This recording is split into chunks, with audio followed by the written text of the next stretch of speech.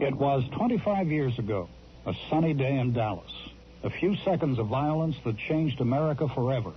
John F. Kennedy killed by an assassin's bullet. The government claims Lee Harvey Oswald shot Kennedy without help. Other experts cry cover-up. They have evidence of a plot. I'm Edwin Newman.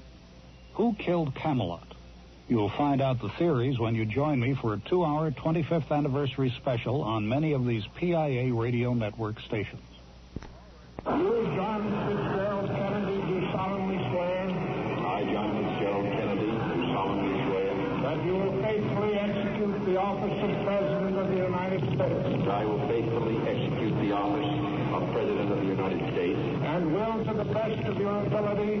And will, to the best of my ability. Preserve, protect, and defend the Constitution of the United States. Preserve, protect, and defend the Constitution of the United States. So help you God. So help me God. And so, my fellow Americans, ask not what your country can do for you. Ask what you can do for your country.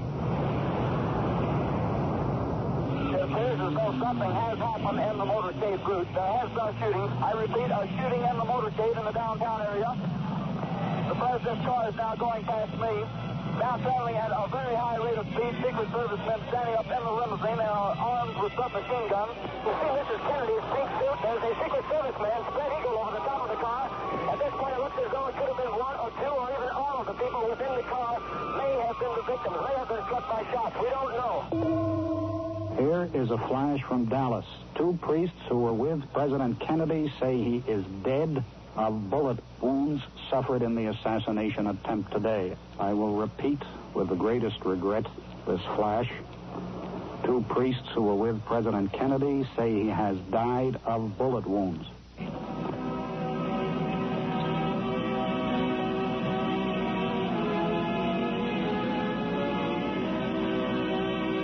I believe that the evidence strongly suggests that Oswald was implicated in the conspiracy in some fashion.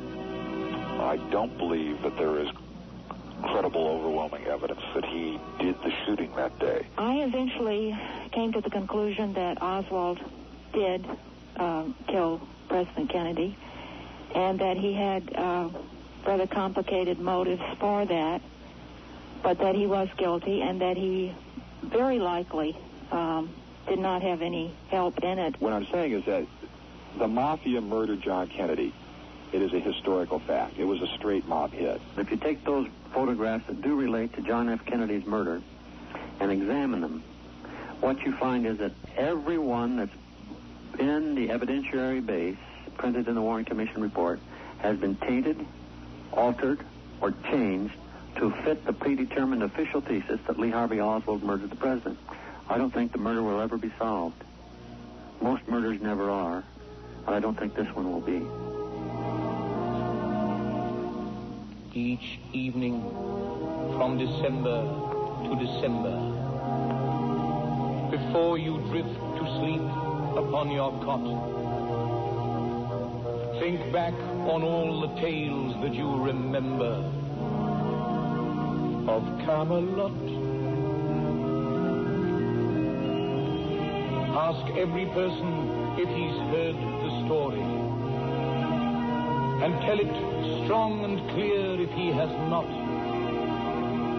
that once there was a fleeting wisp of glory called Camelot. The murder of John Fitzgerald Kennedy, 35th President of the United States. It happened on a sunny Dallas, Texas afternoon in the full view of hundreds of people. There were motion pictures taken of the crime and numerous photographs. Yet today, 25 years later, there are more questions about who killed the president and why this was allowed to happen than there were then.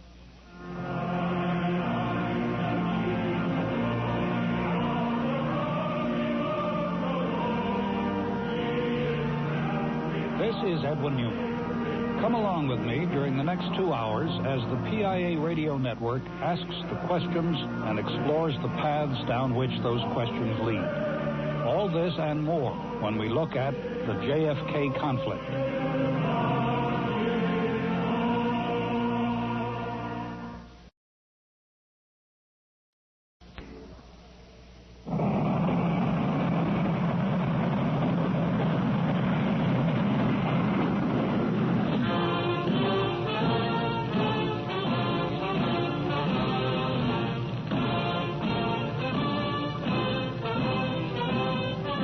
Why was President Kennedy in Dallas on that November afternoon? It was far from a pleasure trip.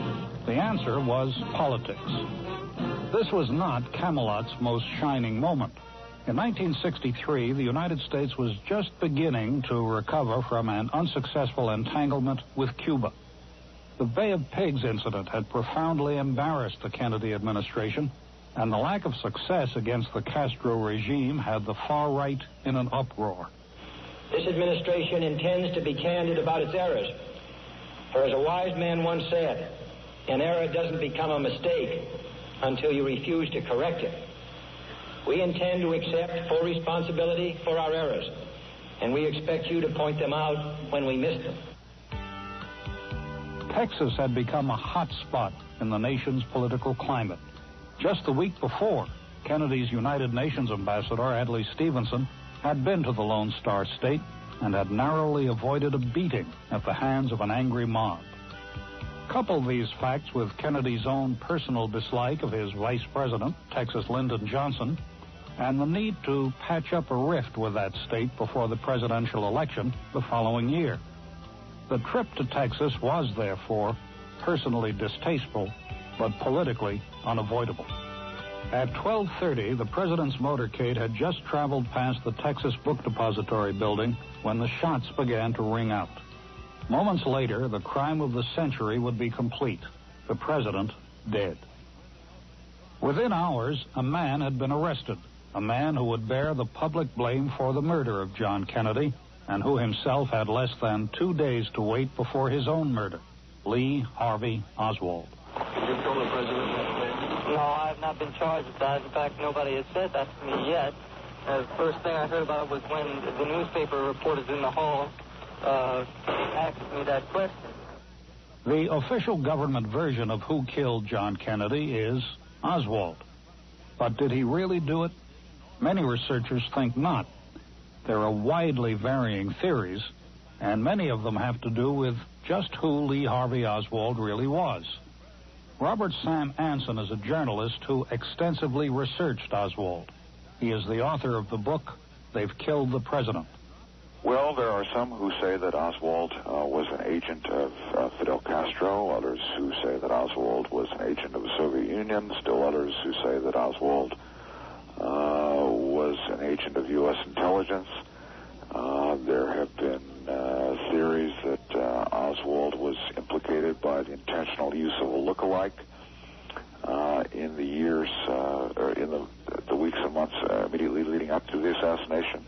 There are even theories that Oswald did not go to the Soviet Union, that there was someone in the Soviet Union who was taking his place.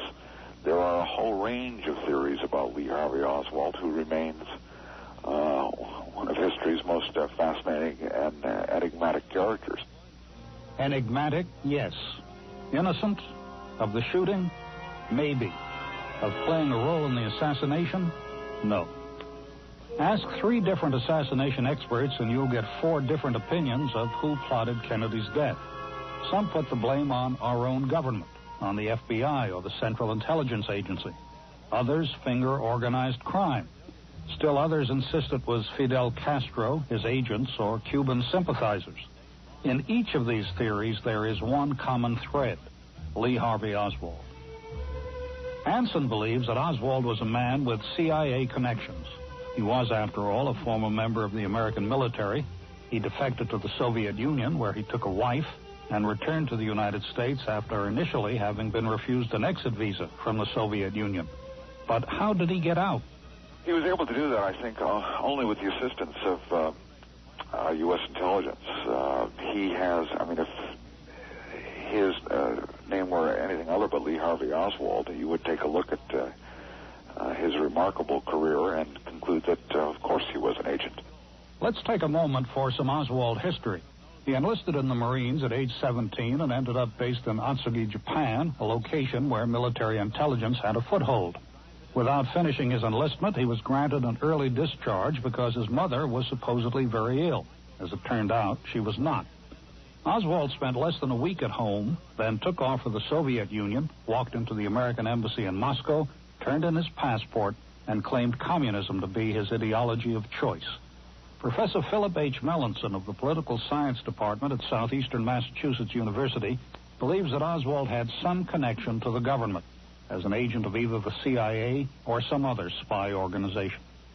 I think the main thrust of my analysis of Oswald is that regardless of whatever his role in President Kennedy's assassination, he remains and was the most mysterious and complex of all American assassins, alleged or real, and that there seems no doubt in my mind that he was in some capacity an agent of the United States government, certainly when he went to Russia as a defector, and quite probably in his domestic political activities when he returned.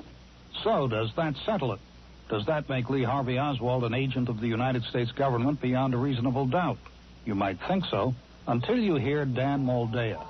As a specialist in organized crime and author of such works as The Hoffa Wars and Who Killed Bobby Kennedy, Moldea says it was a connection with Carlos Marcello, head of the New Orleans underworld, that got Oswald into a presidential assassination plot. In fact, Oswald had numerous ties to organized crime people. His guardian while he was growing up was Charlie Dutz Murat, M-U-R-A-T.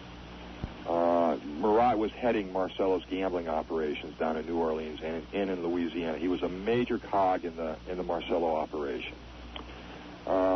He was also an associate of David Ferry, and David Ferry was the private investigator, the personal pilot to Carlos Marcello down in New Orleans. When Marcello was deported by Bobby Kennedy right around the time of the Bay of Pigs invasion to Guatemala, when he returned illegally back into this country, it was Ferry who was piloting that plane to bring him back into the country. So a reasonable case can be made that Oswald had connections with either our government or organized crime. The question surrounding Oswald would be greatly simplified if these were the only possibilities, but the speculation does not end there. Among all the experts, Gene Davison, author of Oswald's Game, is part of a very small minority of researchers who believe the official version that Lee Harvey Oswald was a lone nut gunman. She contends that he was a man whose sympathies with Castro's Cuba led him to take it into his head to kill the president, and that he acted on that impulse, alone. One of the things that I found in my investigation was the motive that I believe inspired him, at least consciously. I think it was a political motive. He was a great admirer of Fidel Castro's, and as I indicated before, his political philosophy was very much entwined with his emotional makeup. He was very fervent about these political beliefs. And he learned that the CIA, or the American government, was making attempts on Castro's life. And as a result, I believe that he retaliated in Dallas. Oswald, either intentionally or out of his own gullibility, has left a series of crisscrossing paths and a contradictory paper trail that make his true personality and philosophy impossible to puzzle out. His actions and writings show him to be a master of misdirection, a Marine one minute and a defector the next, pro-Castro and anti-Castro with apparently equal vehemence and vigor, cunning, dead-aim assassin, and bumbling, inept fall guy. Who was Lee Harvey Oswald? Maybe the question was put best by Robert Sam Anson in his book, They've Killed the President, where he says, maybe the best way for me to sum up the complexity of Lee Harvey Oswald is to read a brief passage from my book about Oswald. Maybe the problem with understanding Oswald is that we think we know him so well, so ignore his name and then consider the facts.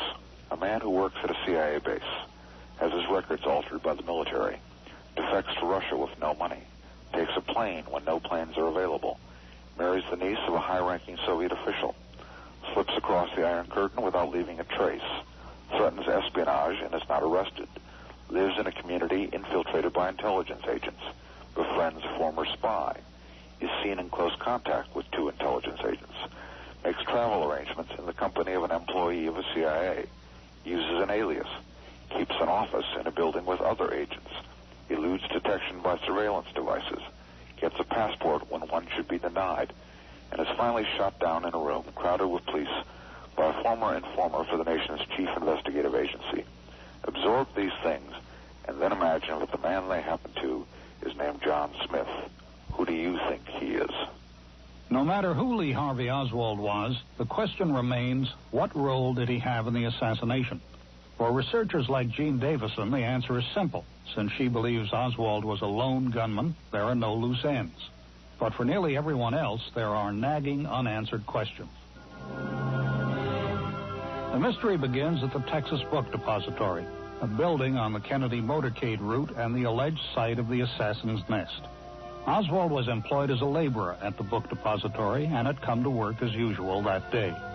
From this point, the scenario shifts and shades, depending on which expert you listen to. According to the government, Oswald entered the Texas Book Depository carrying a brown paper bag under his arm, a bag containing an unassembled rifle, the Italian rifle he would use to murder the president. We know that Oswald had possession of that rifle because we have him photographed with it, and we have his wife saying that it was, quote, faithful rifle of Lee Oswald. From there, the government declares he took his position in the window at the time the motorcade was to pass.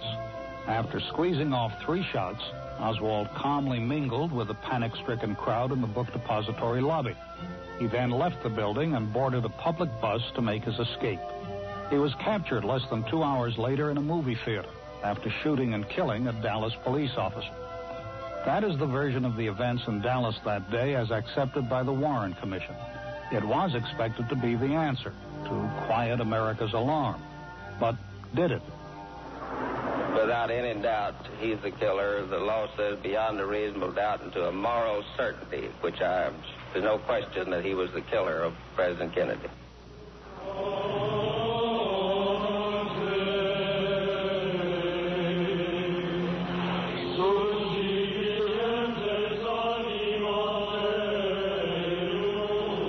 Back with the JFK conflict after this.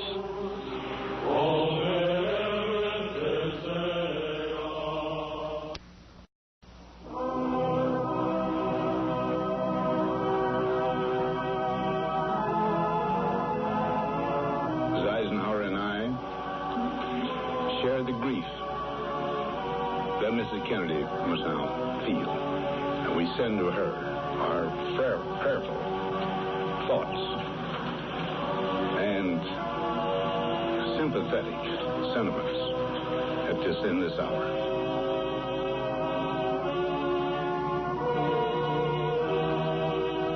Welcome back. I'm Edwin Newman.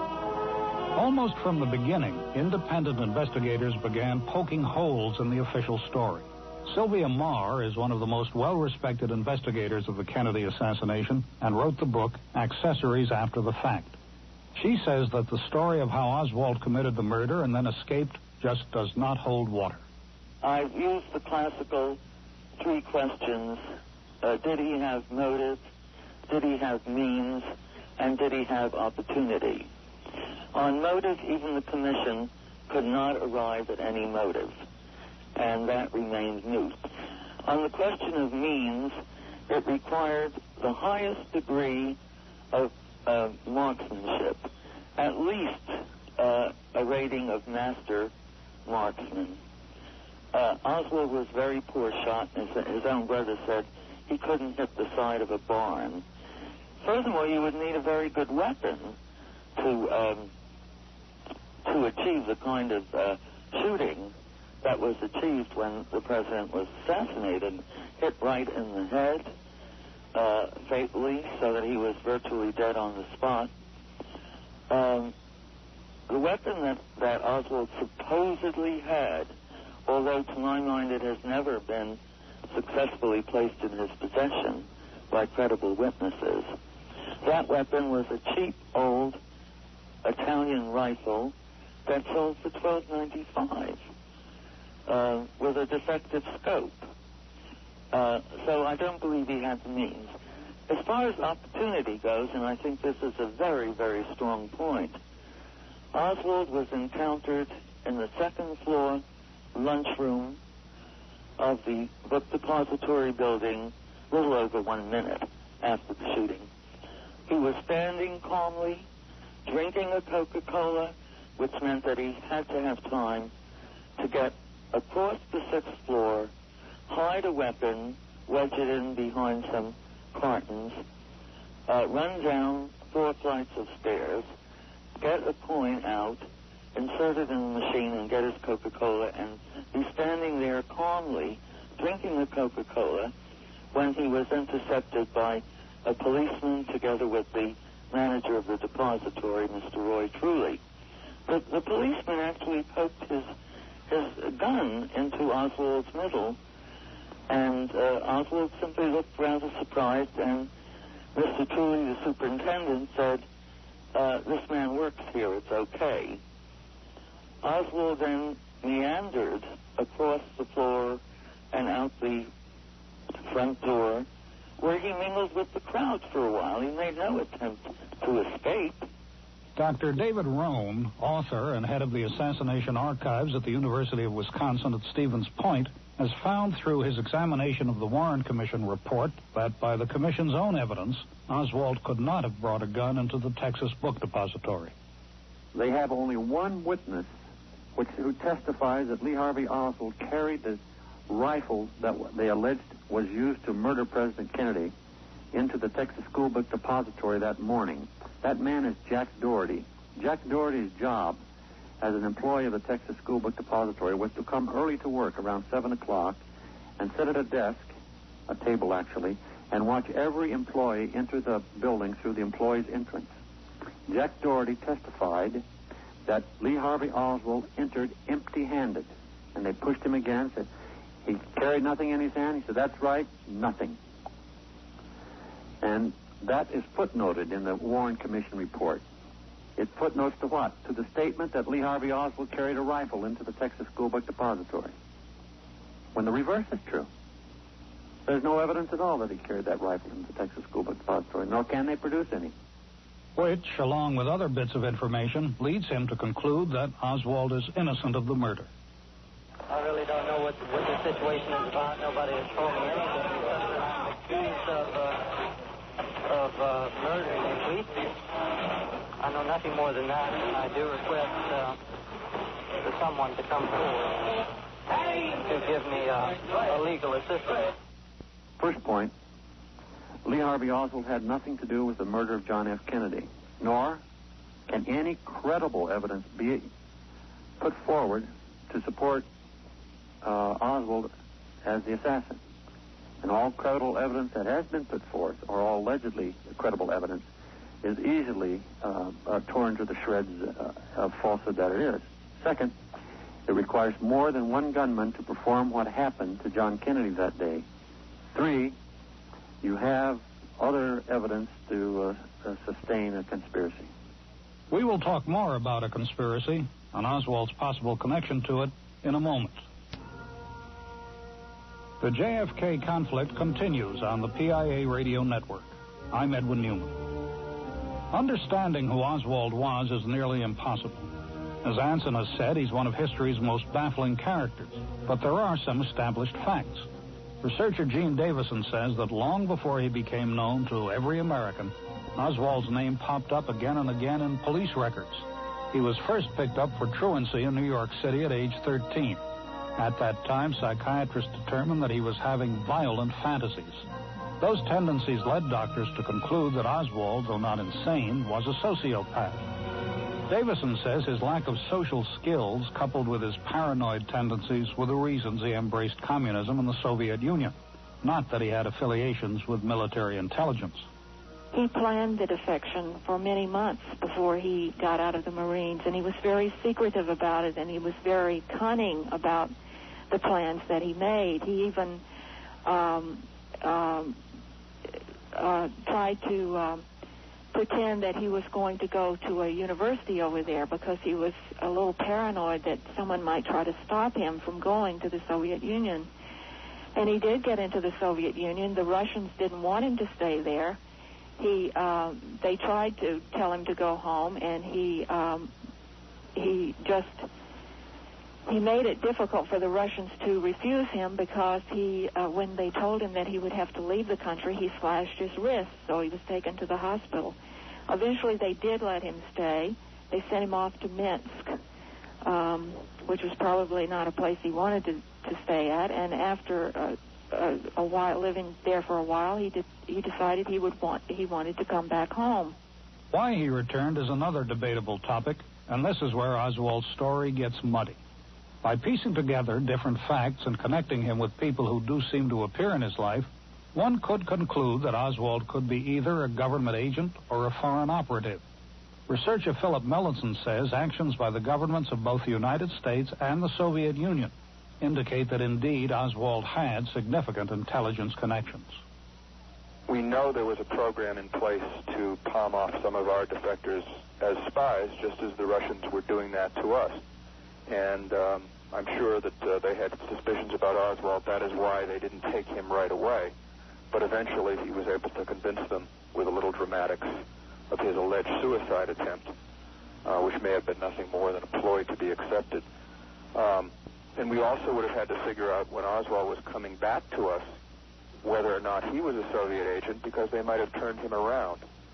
And the ease with which government let him go over there, even though he might have had U-2 secrets, the laxity with which they lent him the money to come back and allegedly never debriefed him, and then the unconcern or disregard we seem to have for his ostensible pro-Castro activities would simply lead one to the conclusion that either government was completely incompetent at all phases of Oswald's dealings and defections and passports and activities, or that he was accounted for as some kind of agent.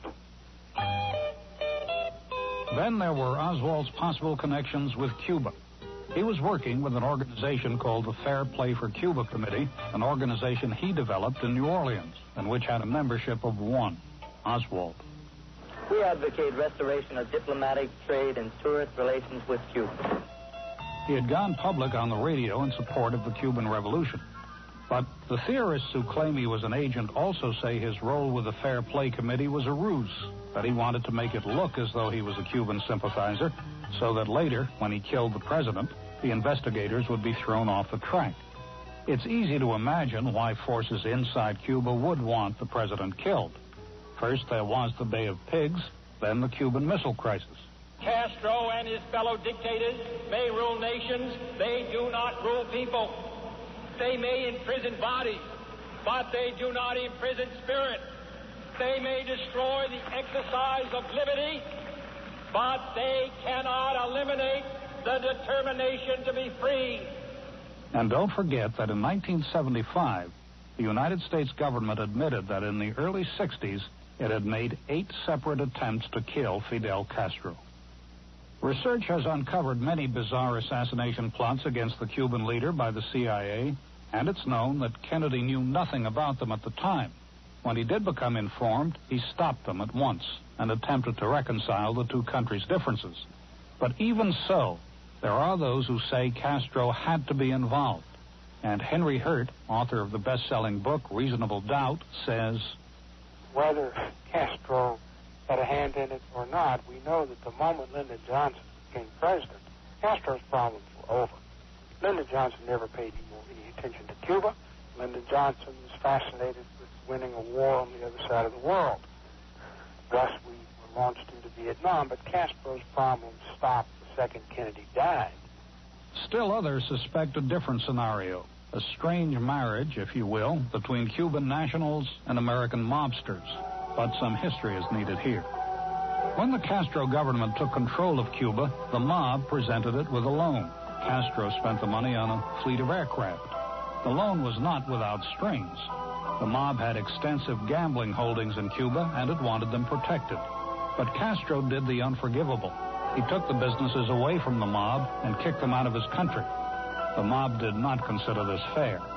Mob figure Meyer Lansky allegedly ordered a $1 million contract on Castro, and other mob attempts against the Cuban leader were launched.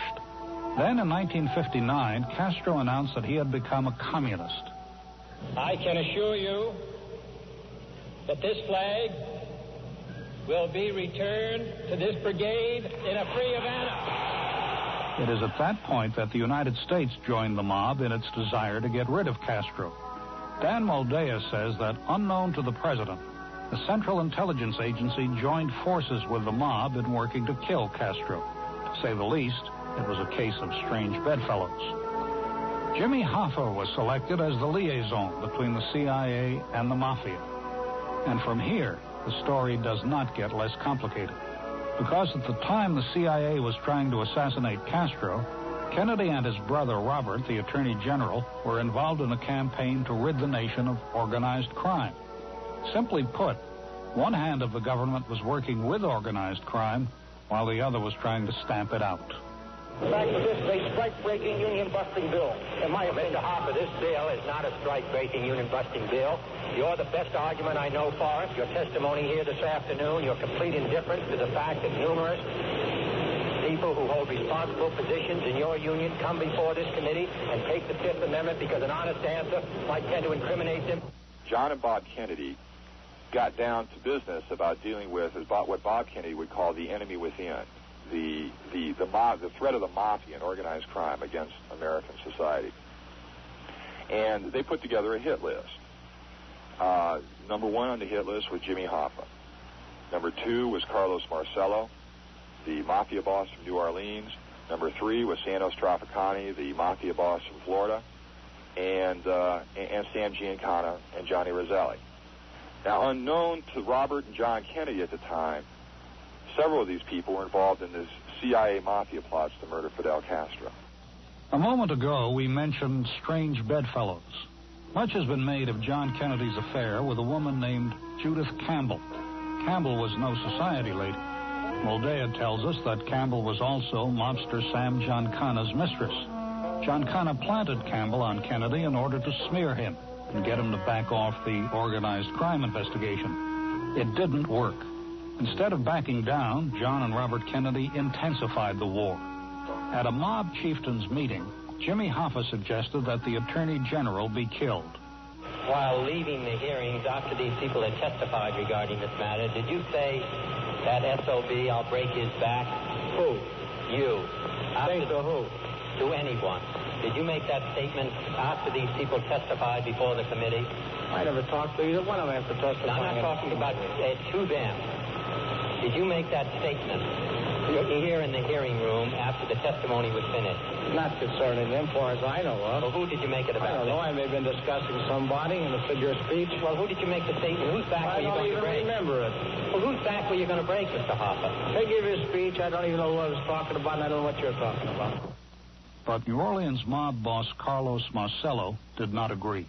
Marcello had said during this meeting that, Bobby Kennedy was driving him crazy, but if they kill Bobby Kennedy, as Hoffa wants to do, they're going to appoint a crazy person as Attorney General, and he's going to come at them with everything they have. Plus, if Bobby Kennedy died suddenly and violently, everyone's going to know in 5 seconds who did it. They're going to look right at the Mafia and at the Teamsters Union.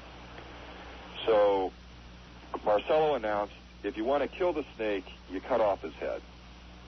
And what that meant was, if you want to kill Bob Kennedy, you kill his brother, because John Kennedy is the person who controls Bob Kennedy. Moldea concludes that the evidence of a Mafia connection to the murder of John Kennedy is overwhelming. He says there's no doubt that the assassination was a straight mob hit. Moldea concludes that the evidence of a Mafia connection to the murder of John Kennedy is overwhelming. He says there's no doubt that the assassination was a straight mob hit. As we're learning, no conclusion in the assassination investigation goes unchallenged. Professor David Rohn says it makes no sense for the Mafia to try to kill the president, because what if they missed? They had the means, perhaps. Yes, they had the means. They had an opportunity. Did they really have a motive? How long would Kennedy stay in power? 8 years at most. and you weather those sort of things. What's more important to the mob is to continue rather than to exterminate itself. If they had failed in their attempt to shoot John Kennedy, then God help them, right? They would have been ripped to shreds. How do they know they wouldn't be caught?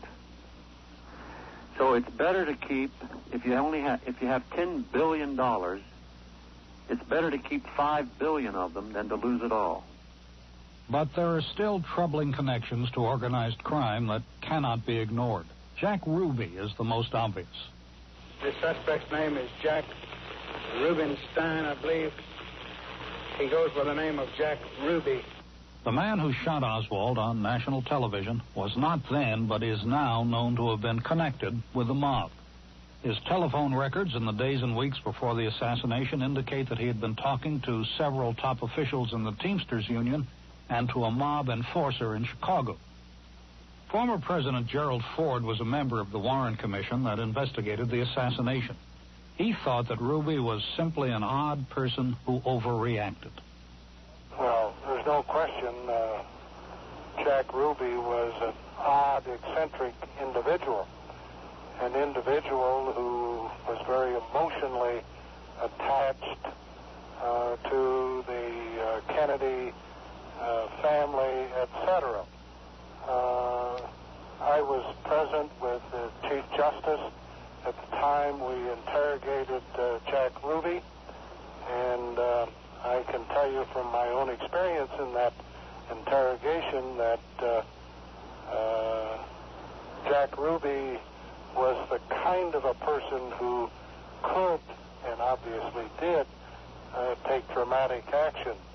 I don't recall offhand the allegations of him being part of or having association with criminal elements, but I can tell you from my own presence at the interrogation of Ruby that it was very possible that somebody that emotionally unstable could have done on the spur of the moment what he did do.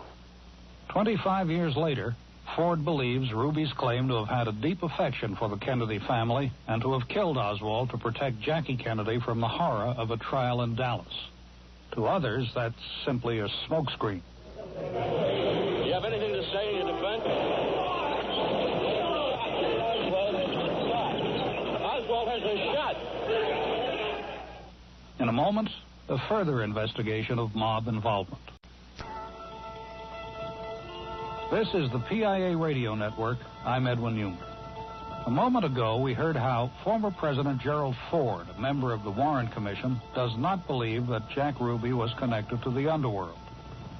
He told me that really the first thing that he remembered of the shooting itself was when he was in the homicide office after the shooting, and he says they were shouting, and someone was shouting at him, "You shot Oswald. Why did you shoot Oswald?" And that's really the first recollection he has of it.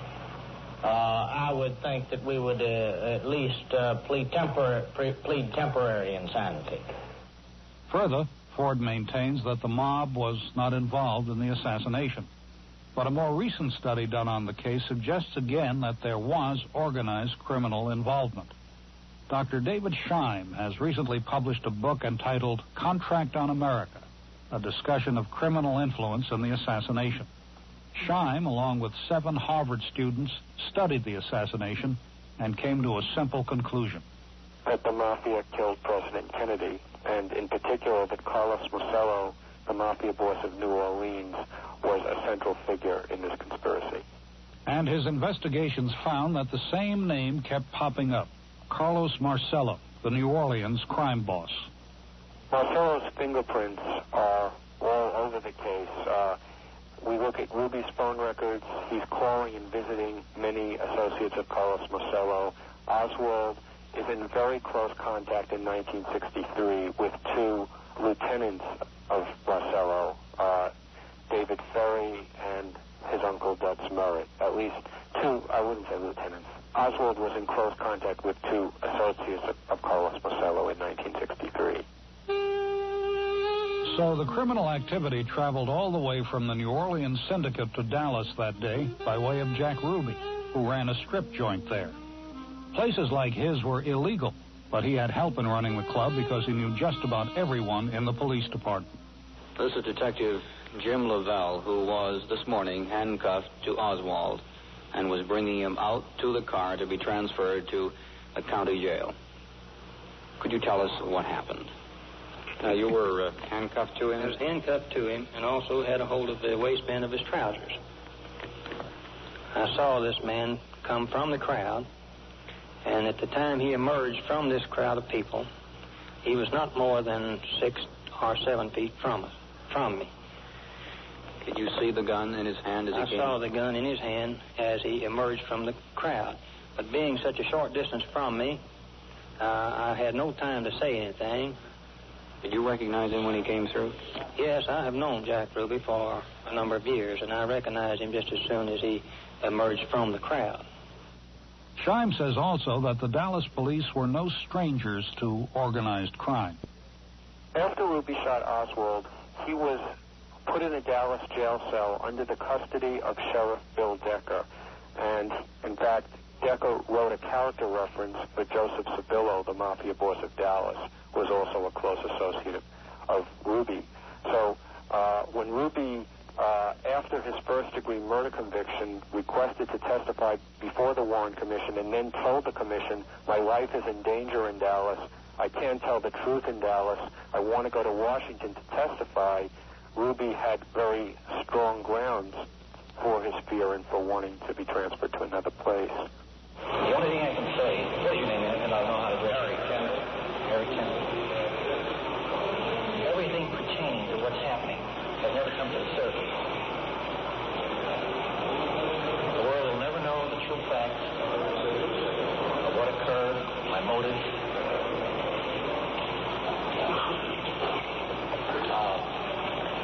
In other words, I'm the only person in the background that knows the truth pertaining to everything relating to my testimony. Do you think it'll ever come out? No, because unfortunately,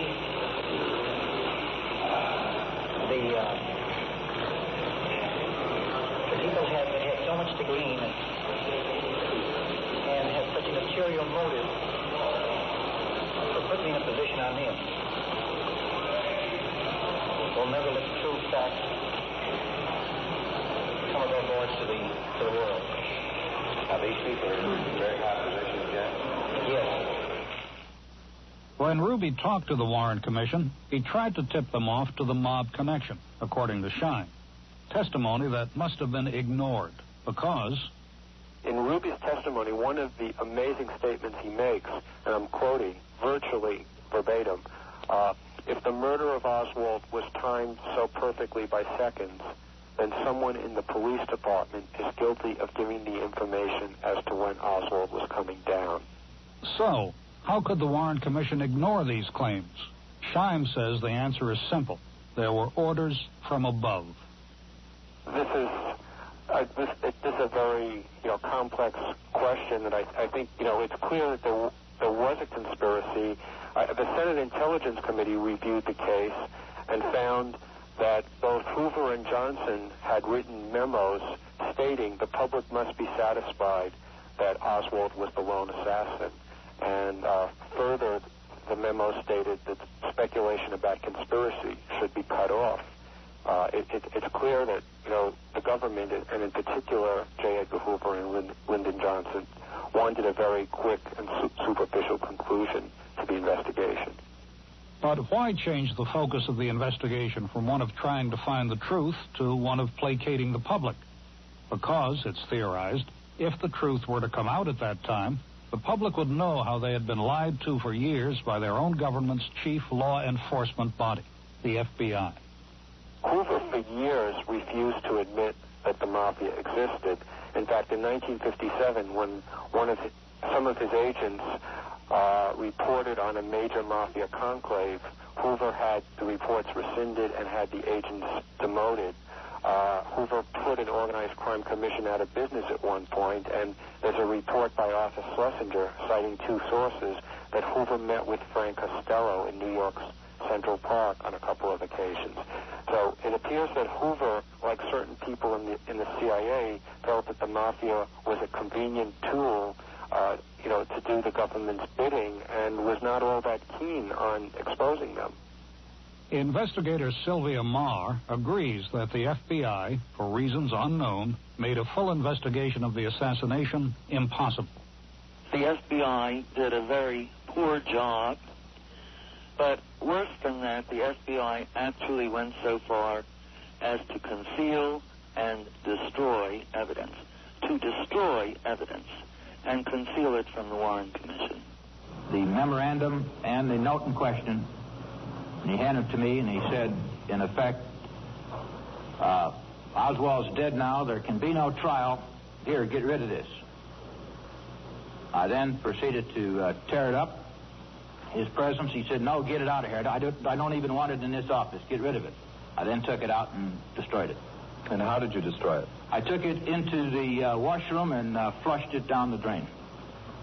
Well, how many agents in the Dallas field office knew about it? I understand about 30. About 30. How many in the Washington field office and headquarters? To my knowledge, none.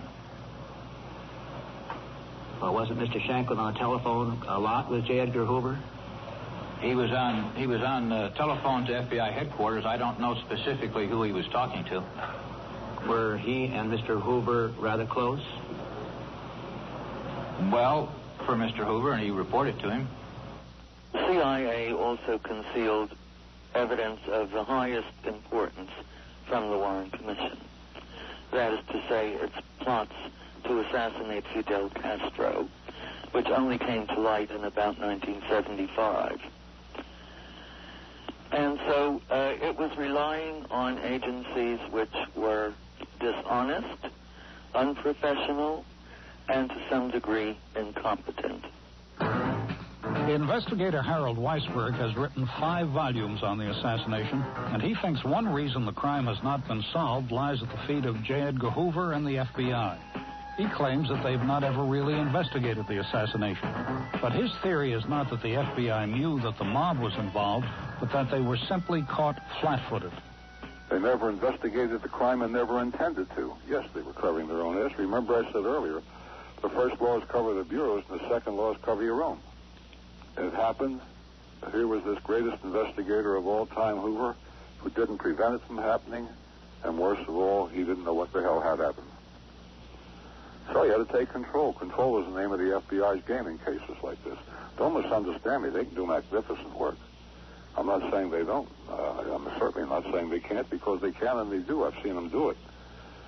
But this is something that would not be acceptable in a jerkwater 100 miles from a railroad station. Another view of the FBI role in the investigation follows that line of thinking. Author Henry Hurt says the shoddy investigation by the FBI was done to protect Hoover's ego. Hoover was hoping, Hurt believes, to solve the crime quickly, to vindicate himself. As soon as the shots rang out, as soon as we knew Kennedy was dead, J. Edgar Hoover wanted the case solved within minutes. It was the supreme test of his career. After all, solving cases is what he was all about. And so I think that there was an overwhelming pressure instantly to solve the case. And if you were down the line in the FBI in those years, and I think that there's ample evidence of this, you didn't want to be calling up Mr. Hoover and for days on end saying, we don't know. And so within 24 hours, Hoover had seen enough evidence suggesting that Oswald did it to make him commit himself. And once he committed himself, the die was cast. From that moment on, there's no turning back. We know enough about Hoover's character to know that there was no one in the Bureau who could go in and say, Mr. Hoover, you're wrong. Mr. Hoover, I was wrong. Mr. Hoover, we were all wrong. That's absolutely incomprehensible to suggest that anybody could have done that. So no matter how powerful the evidence became suggesting that other leads should be pursued, nobody and the Bureau did it. To that end, several documents disappeared, and some evidence was apparently altered, which kept the Warren Commission from discovering the whole truth. In a moment, we'll look at the government's investigation of the assassination, an investigation that critics say was marred by everything from sloppy work to cover-up. We'll be back with the JFK Conflict on the PIA Radio Network after this.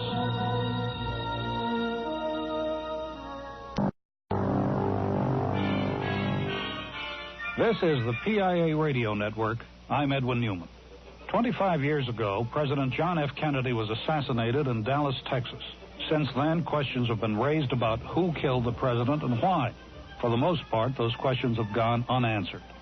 After the assassination, the government did what governments often do: form a commission to study the event and report on what went wrong.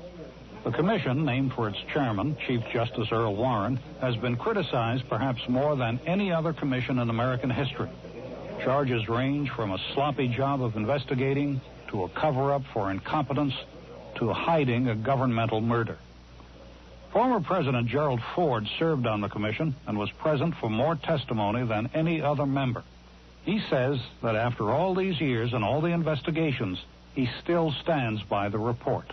As a member of the Warren Commission, I fully support the basic recommendations of the commission, which were submitted to President Johnson and to the American people in 1964.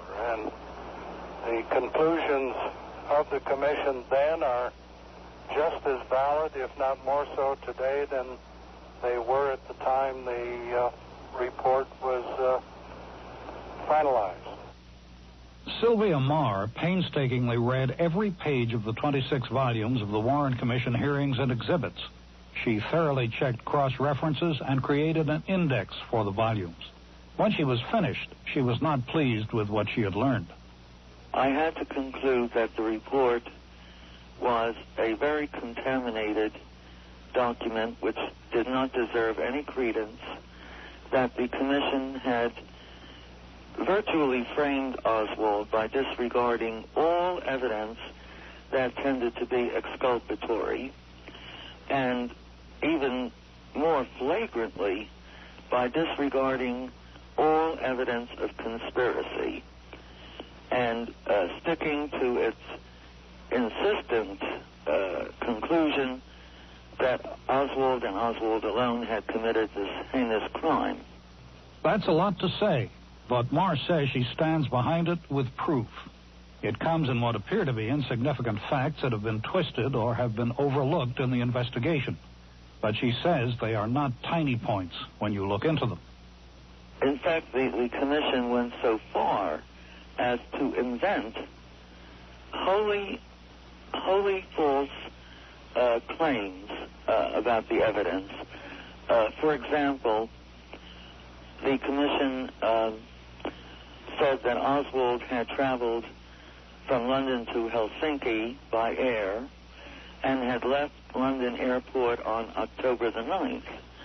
But in the 26 volumes, I found his passport, and it was stamped, left London by air October the 10th. Now, that may seem very insignificant, but it was a whopping lie, because on October the 10th, there was no commercial flight that would have brought Oswald to Helsinki at the time he arrived and checked into a hotel there. And the point of this is that when you know that he actually left on the 10th and not on the 9th, as the commission claimed, you are bound to begin to suspect that he flew to Helsinki in some highly unconventional way, possibly on an official plane of some kind, a CIA plane, a government plane. In any case, the commission simply falsified the facts. There were other points the commission seemed either to miss or to change to fit its preconceived notion of what happened. The one that gets the most attention is the so-called magic bullet. Robert Sam Anson. Much of the criticism focused on what occurred in Dealey Plaza, specifically the condition of Commission Exhibit 399, the so-called magic bullet, that according struck President Kennedy in the back, passed through his neck, exited, made a 90-degree right-hand turn, went 6 inches, and apparently saw John Connally, the then governor of Texas, made a 90-degree left-hand turn, entered Governor Connally's body, and it was one shot, 7 wounds, and the bullet emerged remarkably, miraculously intact. That was one of the things that the critics of the Warren Commission focused on, and the fact that the FBI, which conducted numerous tests trying to replicate the condition of the so-called magic bullet, couldn't do it. When the FBI attempted to recreate this scenario using cadavers, they were not able to get the bullet to duplicate what the magic bullet had supposedly done. In most cases, when a bullet hits something, a bone for instance, the lead slug gets deformed. Every test bullet followed that example.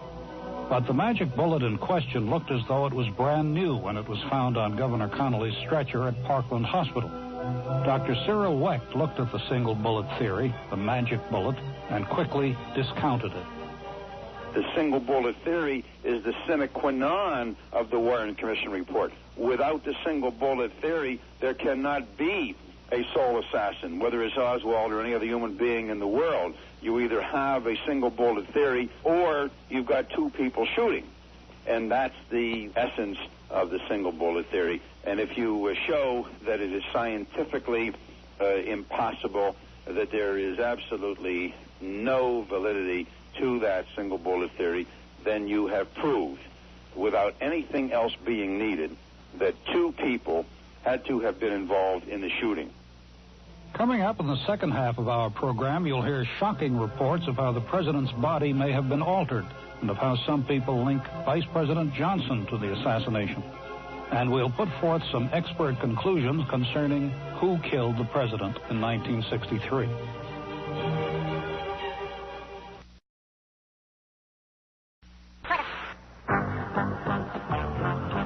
I'm Edwin Newman. Did the Warren Commission do a proper job, or did they perform a whitewash? Former President Gerald Ford was a member of the commission. The commission's obligation was to fully investigate all aspects of the assassination. There was no predetermined focus on what conclusions we would come to. The commission's investigation was full, unbiased, and I believe the conclusions that we came to 25 years ago are as valid, if not more so, today. But the commission's finding that Kennedy was killed by a lone assassin does not stand up very well when one considers the other evidence that has come to light. Dr. Cyril Wecht says the commission's belief in the so-called magic bullet is simply beyond comprehension.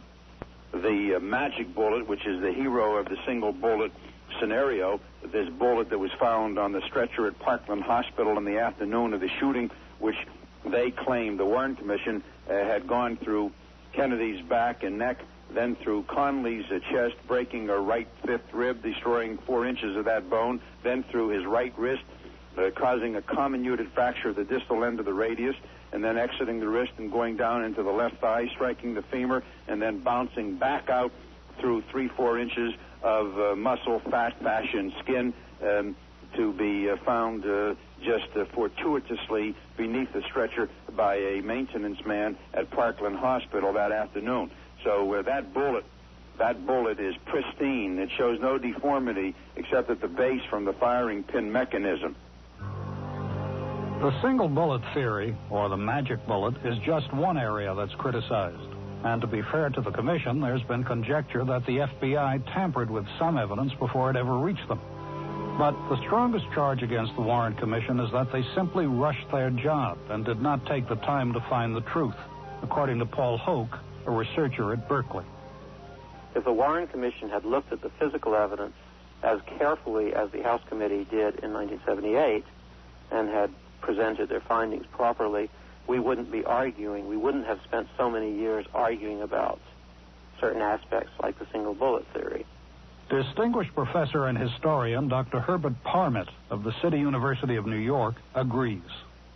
The Warren Commission itself was guilty of a shoddy piece of work, and probably they are at fault for accomplishing the very opposite of what they were supposed to have done, and that was to have allayed the fears and suspicions of the nation and the world. Some think Parmet is going easy on the commission. They think the commission started with a predetermined answer, then went about trying to ask the right questions. Sylvia Marr is one who believes that. She says the commission was made up of members who already knew what they believed. On top of that, it appeared that many were unqualified for their position. I think there was a large degree of incompetence and a great deal of time pressure. I think also when they ran into inimical facts to their lone assassin hypothesis, they did ignore the facts or distort them in such a way as to still be left with this hypothesis. And you must realize that the commission started out by a supposition of Oswald's guilt. And whenever they ran into anything that countered that, they distorted or ignored it or misrepresented it. They also ran into considerable evidence of conspiracy, which they also distorted, misrepresented, ignored, and just tried to do away with. Marr's disbelief in the Warren Commission findings places her smack in the middle of the majority. A recent survey found that 80% of Americans do not believe that Lee Harvey Oswald acted alone in killing the president. Gerald Ford says he's not surprised. That's typical of any presidential assassination attempt. There's still all kinds of speculation involved with the assassination of President Lincoln. It's just that the American people have a tendency to disbelieve even when all of the facts are pretty clear to those that have been involved in the actual investigation. In a moment, allegations that the president's body was altered to make it look as though a lone gunman did the shooting.